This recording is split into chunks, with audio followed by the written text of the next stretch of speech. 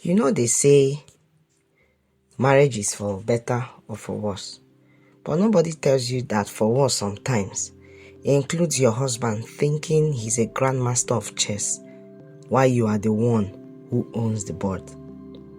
I was the perfect Nigerian wife.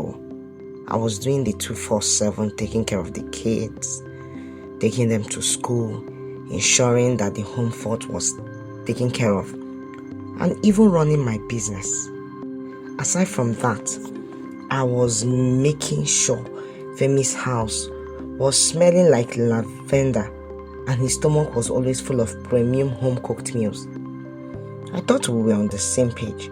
Unfortunately, I didn't know that I was in that marriage alone. The most hurtful part of it was that Femi would look me in the eye and say, "Babe, you are my backbone. Without you, I'm nothing." I didn't know he meant he needed me as a backbone so he could have the strength to carry other girls.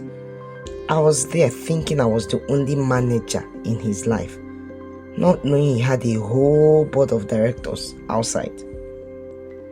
The wahala started when Femi suddenly became a gym rat.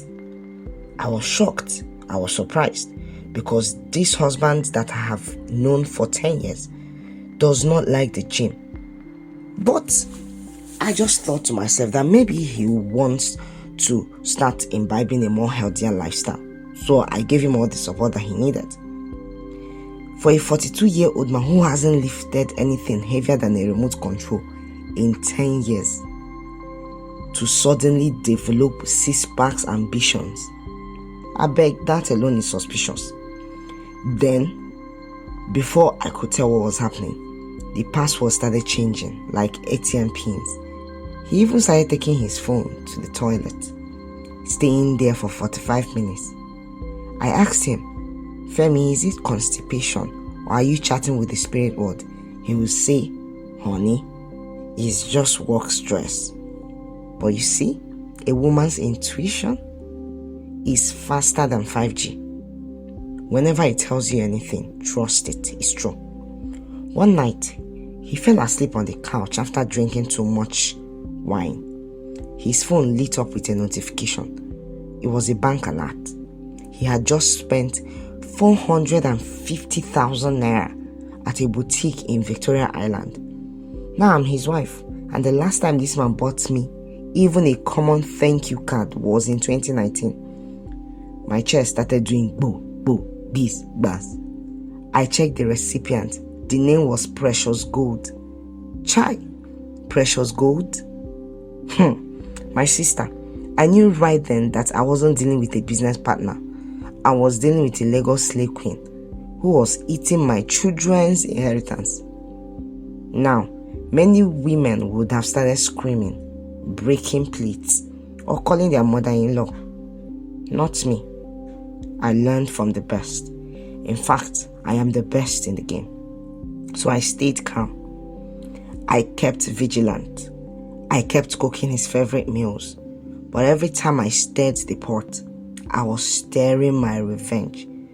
I was planning. I started doing my own audit. I found out Femi had put the new Lexus he bought, the one he told me was a company car, in this Precious Gold's name. Can you imagine that?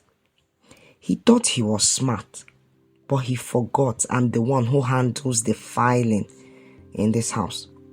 So while he was busy working late at hotels, I was busy meeting with a lawyer and a private investigator.